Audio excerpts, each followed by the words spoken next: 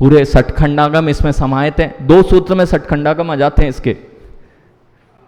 इसके 2 सूत्र में षटखंडागम जो महानतम ग्रंथ है वो 2 सूत्रों में आचार्य भगवान ने निरूपित किए हैं। सूत्र मैंने बोला ना बीज रूप होता है, एक छोटा सा बीज बट वृक्ष बन जाता है, ऐसे ही सारे सूत्र यहाँ पर ऐसे ही हैं। अब तत्वार्थ श्रद्धानम सम्यक दर्शनम, तत्वार्थ तत्वों पर श्रद्धान, प्रयोजनभूत तत्वों पर श्रद्धान, उसका नाम सम्यक दर्शन है। वह प्रयोजनभूत कौन से है? हाँ देखिए, अर्थ का प्रयोजन, यहाँ तत्व अर्थ है तो कौन सा है प्रयोजनभूत? तो अर्थ है ना, अर्थ मतलब अर्थ। हाँ, ये अर्थ यहाँ काम का नहीं है। फिर अर्थ वस्तु को भी कहते हैं, तो उनके लिए वो मदिरा भी वस्तु थी और वह भी उसके लिए बड़ी प्रयोजनभूत लग रही थी, तो वह भी श्रद्धान, उस पर श्रद्धान हो जाए। तो किसी का अर्थ प्रयोजन भी होता है, तो किसी के लिए 5 इंद्रियों के विषयों को भोगना प्रयोजन था, तो वह भी फिर मोक्ष मार्ग हो जाएगा, सम्यक दर्शन हो जाएगा। तो यहाँ का नहीं, वह सब सम्यक दर्शन नहीं हो सकता। यथार्थ सम्यक जो प्रयोजनभूत मोक्ष मार्ग में प्रयोजनभूत हैं, उन तत्वों पर श्रद्धान ही सम्यक दर्शन हुआ करता है। ये 2 प्रकार का होता है। तन निसर्गाद अधिगमाद्वा, उत्पत्ति के अपेक्षा से ये 2 प्रकार का कहा गया है। किसकी अपेक्षा से? उत्पत्ति, निसर्गज और अधिगमज। जो पर उपदेश के बिना होता है, निसर्गज स्वाभाविक जिसे कहते हैं, आप वर्तमान में ये उपदेश सुन रहे हैं, अगर इससे आपका तत्वार्थ श्रद्धान होता है, प्रयोजनभूत तत्व पे श्रद्धान अरविंद होता है, तो ये अधिगमज कहलाएगा। और यदि बिना ही किसी निमित्त के, ऐसे निमित्त को पाए हुए आपको उन तत्वों पर श्रद्धान हो जाता है, तो वह निसर्गज सम्यक दर्शन कहा जाता है। लेकिन उसमें भी कहीं ना कहीं पूर्व की देशना लब्धि कार्यकारी होती है, पूर्व भवों की। ठीक है, अगर नहीं होती है तो अपन मिल लेंगे जय कुमार जी। ठीक है, क्योंकि देशना लब्धि के अभाव में कभी भी सम्यक दर्शन नहीं होता है। हाँ, पूर्व भाव की नहीं थी तो निसर्गज में उनको नहीं मान रहे ना हम। निसर्गज कहाँ हुआ? वर्तमान में देशना लब्धि के अभाव में 3 करण परिणाम हो ही नहीं सकते। अच्छा, आप बिना 5 करण परिणामों के बिना सम्यक दर्शन हो सकता है? करण लब्धि मात्र से कभी सम्यक दर्शन, 5 लब्धियों को आया है। विशुद्धि का बढ़ता क्रम वह परिणाम करण लब्धि तक पहुंचता है, और वह विशुद्धि का क्रम, इसलिए जब भी सम्यक दर्शन होता है 5 करण परिणाम करता है, और 3 करण परिणाम करता है, और 5 लब्धियां जो हैं पंच लब्धि। इसमें तो यहाँ पर इतना आप जान लें, ये तो सैद्धांतिक विषयों में हाँ कुछ हो सकता है, गुरु मुख से जो सुना है। अब आप जो भी हो, मैं तो बड़ी दबंगी से कहता हूँ, मैं गलत भी होऊंगा ना तो मेरा सम्यक दर्शन च्युत नहीं होगा, लेकिन आप अगर दबंगी से बोलोगे तो आपका सम्यक दर्शन च्युत हो जाएगा। क्यों? अब देखना, ये अगर सही भी बोल रहे हैं जय कुमार जी, और मैंने गुरुमुख से सुना है, और इन्होंने अगर कोई प्रमाण दिखा दिया तो मैं उनको बिल्कुल मानूंगा। और यदि मैंने सुना है और मैंने गलत भी सुन के सही श्रद्धान किया है, तो मेरा सम्यक दर्शन सुरक्षित रहने वाला है। और अगर इन्होंने मेरे शब्दों पर श्रद्धान कर लिया तो इनका सम्यक दर्शन सुरक्षित रहने वाला है। अगर इन्होंने कोई प्रमाणभूत वस्तु को स्वीकार, प्रमाणभूत या अपनी मस्तिष्क में जिस धारणा को बनाए हैं, वे अगर गुरु ने बताई और गुरु के सम्मुख आपने समझी, और फिर भी नहीं मेरी मान्यता ही सही है, तो फिर बताइए क्या होगा। इसलिए कई बार जब गुरु परंपरा से, आचार्य परंपरा से ग्रंथों को पढ़ने का उद्देश्य यही रहता है कि जो पूर्व आचार्यों ने जिस कथन को जिस अपेक्षा से ग्रहण किया है, उसको वहाँ उसी अपेक्षा से, इसलिए कहा जाता है गुरुमुख से अध्ययन। और गुरुमुख से अध्ययन में बड़ा फायदा है, गलत भी सीखो तो अपना तो सब काम अच्छा है, गुरु जो जाने सो हो। हाँ, भरत पुत्रों ने देशना सुनी है, वे समोसरण में पहुंचे हैं। समोसरण में उन्होंने ये जाना है कि हमारे पूर्व भव ऐसे थे और उनको वैराग्य हुआ है और उस वैराग्य को धारण किए हैं। तो वो जो देशना हुई है वो लब्धि का काम की है उनको, और वह विशुद्धि का कारण बनी है। इसलिए मैंने उन्हें निसर्गज बोला ही नहीं ना। जिन बिंब दर्शन के साथ में वे तो समोसरण में पहुंचे जिनका आपने दृष्टांत दिया। मान स्तंभ से भी जाएं तो भी नहीं, वहां तो स्पष्ट उल्लेख है, मेरे पास आगम प्रमाण है जिसमें यह कहा है कि वे पहुंचे, वहां पर उन्होंने वाणी सुनी और अपने पूर्व भवों को सुना कि ये आपके पुत्र कहाँ से आए हैं। ये सुनकर उनको वो बोलते नहीं थे, वे बोलते नहीं थे, कोई भी 923 पुत्र अभी तक बोले ही नहीं थे। लेकिन उन्होंने जैसे ही तीर्थंकर भगवंत के समोसरण में अपने पूर्व भवों का ज्ञान किया कि अनादि काल से मैंने जन्म मरण के अलावा कुछ नहीं किया, तो वे वैराग्य को प्राप्त हो गए और उस वैराग्य वह देशना प्राप्त की और वह अधिगमज सम्यक दर्शन के रूप में वहाँ पर उनकी देशना काम की और उनको सम्यक दर्शन हुआ और उनकी वह मोक्ष मार्ग में सहायक बना। ठीक है, अब देखते हैं जीवा जीव बंधा जीवा जीवा श्रव बंध संवर निजरा मोक्षास तत्वम।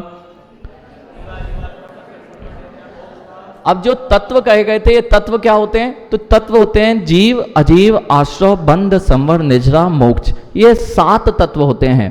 तो वास्तव में ये 2 तत्व ही हैं, जीव और अजीव, लेकिन उन्हीं के विशेष भेद कर दिए जाते हैं कि मेरे लिए, देखिए पुद्गल तो सब होता है अरविंद, पुद्गल सारी चीजें होती हैं। तो पुद्गल जब सारी चीजें होती तो फल भी पुद्गल, मल भी पुद्गल, तो मात्र पुद्गल संज्ञा देनी चाहिए थी, ये सब विस्तार करने की आवश्यकता ही नहीं थी। पुद्गल को खाया जा सकता है, तो लोहा भी पुद्गल और फल भी पुद्गल और मल भी पुद्गल। खाया किसे जा सकता है? फल को, मल को हाँ खाते हैं लोग, हाँ लोग भी खाते हैं महाराज, आप चिंता नहीं करो, ऐसे ऐसे लोग हैं जो मल को भी पीते हैं। बहुत सारी मल वस्तुओं को ही खाया जाता है, मल वस्तुओं को पीने वाले लोग भी हैं, खाने वाले भी लोग हैं। आप चिंता नहीं करो, बड़ा विचित्र संसार है, कैसी अज्ञान दशा है। हाँ बस आप तो समझ गए। तो यहाँ पर मल, फल और लोहे में से किसको खाया जा सकता है? सब कुछ पुद्गल होने पर भी भिन्नता क्यों खड़ी करना पड़ी? जीव और अजीव में जीव के जो भाव होते हैं वह कितने तरह के होते हैं? 2 तरह के भाव जो होते हैं वे आश्रव और बंध के कारण है। 2 तरह के भाव इसलिए कहा क्योंकि 2 भेद मैंने आश्रव और बंध बनाए। वास्तविकता में वे 5 भेद जो आश्रव के कारण होते हैं वही बंध का कारण बनते हैं। तो जीव अजीव के जीव के कौन से भाव मेरे लिए मोक्ष मार्ग में तत्व रूप में ग्रहण किए जाएंगे? इन 4-5 पर श्रद्धान अथवा 7 पर श्रद्धान जो है वह मुझे बताएगा कि तत्वार श्रद्धानम सम्यक दर्शन है या नहीं। फिर जिससे मेरा फल खाने से मुझे पुष्ट होता हूं, तो फल खाना उत्कृष्ट है, वह उपादेय शेष, यह लोहा हे है और उसमें भी कई बार लोहा खाते हैं, लोहे की गोलियां, लोह भस्म, लोहे की गोलियां। तो कब आश्रव भी हमारे लिए सहकारी हो जाता है? तो पुण्य आश्रव के अभाव में वो संवर निजरा भी नहीं होते। और कोई इस पे बात कहे कि नहीं महाराज जी ऐसा कैसे बोल रहे हैं, पुण्य को आपने उपादेय कैसे बना दिया?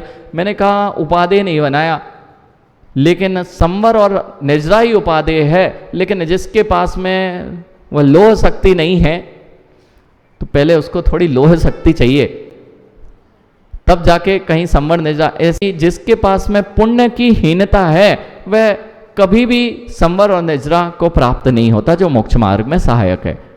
यानी संगी पंचेंद्रिय त्रियंच कर्म भूमिया, ये सब होना आवश्यक है जिससे कि वह अपने संवर और निजरा का मार्ग प्रशस्त करके और मोक्ष को पाए। इसलिए 3 चीजें उपादेय, परम उपादेय मोक्ष तत्व, संवर निजरा उपादेय उस मोक्ष की प्राप्ति के लिए, और आश्रव बंध वह भी उपादेय जिनको नरक अर्क आदि की गतियों की घूमने जाना हो 4 गतियों में, तो वो उसके लिए आश्रव और बंध उपादेय।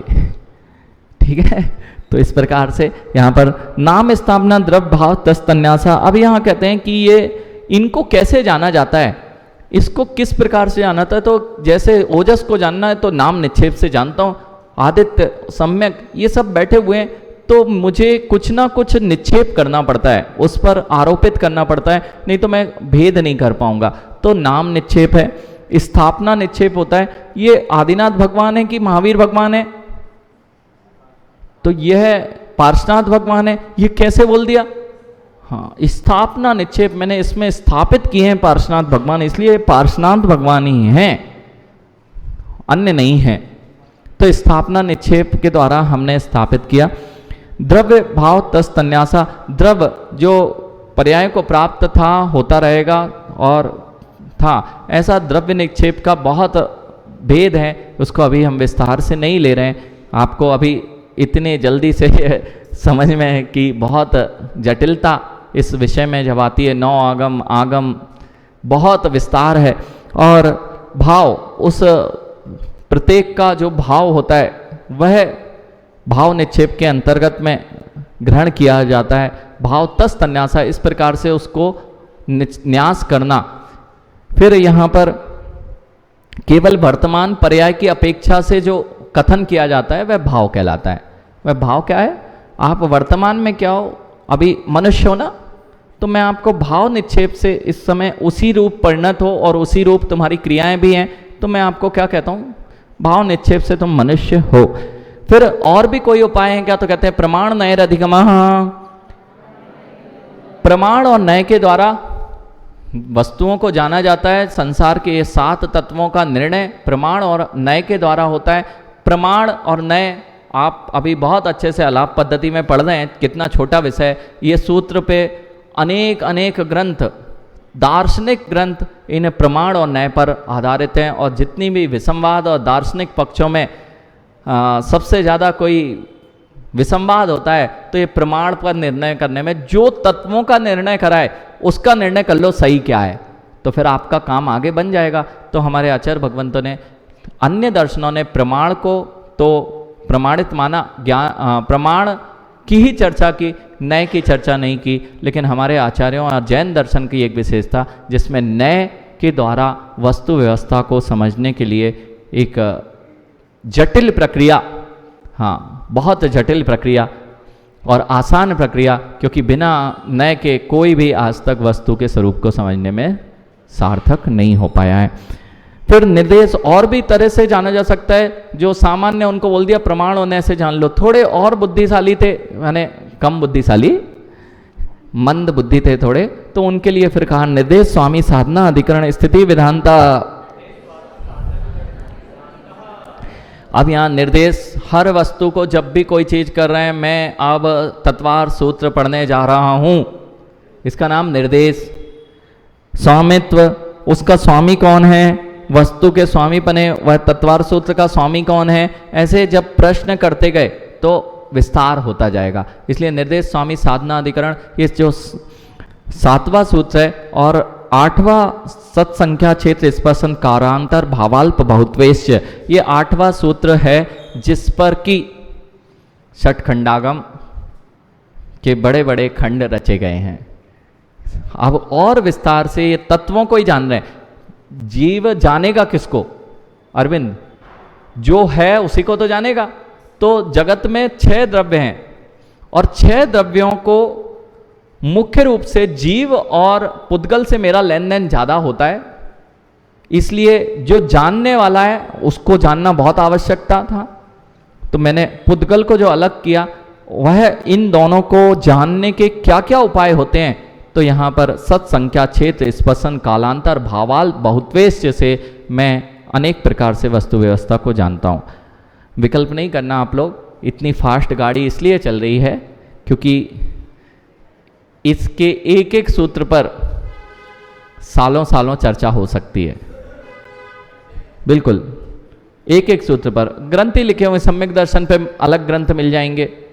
सम्यक ज्ञान की महिमा गाने के लिए तो ऐसे दार्शनिक पक्ष खड़े हुए हैं, ज्ञान की महिमा गाने के लिए, प्रमाण की महिमा गाने के लिए अनेक अनेक। इसलिए अब यहाँ चलते हैं, वह आखिर ये ज्ञान क्या है, यही प्रश्न आ गया। तो कहते हैं मति श्रुत अवधि, यह जो ज्ञान है वह मति श्रुतावधि मन प्रय केवलानी ज्ञानम। तो मति श्रुत अवधि मन प्रय केवल, ये 5 ज्ञान के पर्याय हैं। क्या है? ज्ञान तो जानना देखना का काम करता है, ज्ञान क्या करता है?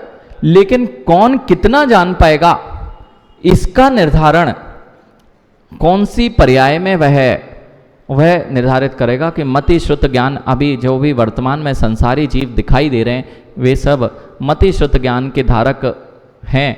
अवधि ज्ञान के धारी देव आदि जो भव प्रत्यय अवधि ज्ञान जिन्हें होता है, अर्थात अभी आने वाला है। तो यहाँ पर अवधि ज्ञान, मरह परे ज्ञान जो दूसरे की मन की बातों को जानते हुए मन परे ज्ञान, और केवल ज्ञान जो सर्व वस्तुओं को, त्रिकालिक सारी वस्तुओं को, सारी द्रव्य गुण पर्यायों को एक साथ जिनके ज्ञान में झलकती हैं वह केवल ज्ञान पर्याय है, जो ज्ञान की सर्वोत्कृष्ट पर्याय जिसे कहते हैं शुद्ध पर्याय के रूप में देखी जाती है। वृत्तत्व प्रमाणे, और ये 5 ज्ञान ही प्रमाण है। हमने बहुत पहले, अभी जो लोग नहीं थे, जब भी कोई निर्णय करोगे वह किससे करोगे? तो एविडेंस, प्रमाण है ना। आप प्रमाण को क्या कहते हैं? एविडेंस।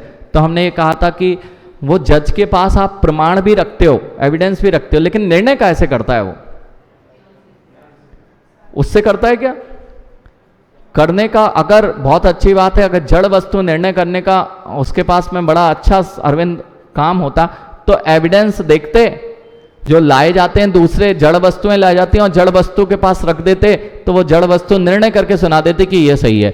लेकिन जज साहब को महीने महीने क्यों लग जाते हैं न्याय देने में? तो कहते हैं भैया निर्णय तो ज्ञान से होगा, और वही ज्ञान तत्प्रमाणे, अर्थात वहाँ पर लौकिक में दृष्टांत लिया है, लेकिन जब हमें किसी भी वस्तु का स्वरूप का निर्धारण करना होगा तो उसमें प्रमाणभूत यदि कोई होगा तो वह सम्यक ज्ञान होगा, और ये 5 सम्यक ज्ञान है। आद्य परोक्षम, जो आदि के 2 ज्ञान हैं वे परोक्ष हैं, जो किसी की सहायता लेकर होते हैं वे परोक्ष, सीधे सीधे नहीं होते, परोक्ष होते हैं। तो जो मैं देखता हूँ, सुनता हूँ, बोलता हूँ, सूंघता हूँ, ये सब मैं इंद्रियों की सहायता लेता हूँ, इसलिए ये क्या कहे जाते हैं? परोक्ष के रूप में रखे गए हैं। और प्रत्यक्ष मन्यत, इसमें अवधि मन पर्याय और केवल ज्ञान जो है वह बिना इंद्रियों की सहायता से आत्मा से सीधे संबद्ध होते हैं और आत्मा के द्वारा होते हैं, इसलिए प्रत्यक्ष कहे जाते हैं। जबकि हम ये कहते हैं देखो हमने आँख से प्रत्यक्ष देखा है, लौकिक जीव यही कहते हैं, लेकिन वह प्रत्यक्ष नहीं है। आँख से जो देखा है ना, तो आँख जैसे हमने चश्मे से देखा ऐसे ही आँख से देखा,